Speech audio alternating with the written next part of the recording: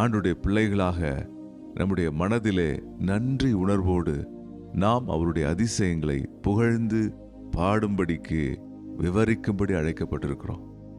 பல வேளைகளிலே சிறு சிறு துன்பங்கள் கஷ்டங்கள் ஏற்படும் பொழுது அவைகளினாலே நாம் மனதை நோகடித்து நம் வாழ்க்கையை வீணடித்துக் கொள்கிறோம். சிலரெல்லாம் நான் பார்த்திருக்கேன், ஒரு சின்ன விஷயத்திற்கு மிகவும் மனம் கசந்து கொள்வார்கள். ஆனால் தாவீது சொல்லுகிறார், நான் ஆண்டவரே உம்முடைய அதிசயங்களை எல்லாம் விவரிப்பேன்.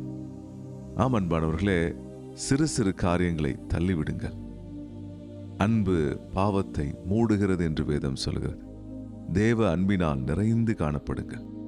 தேவன் மேல் நீங்கள் கொண்ட அன்பு பெருகட்டும். தேவன் மேல் கொண்ட அன்பு வளரட்டும்.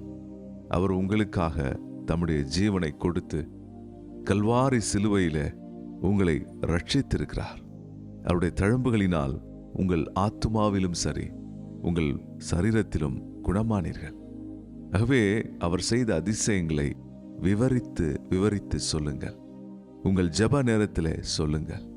தாவீதைப் போல நம் வாழ்க்கையை நாம் அன்றாடம் காலையும் மாலையும் ஆரம்பிக்கலாம்.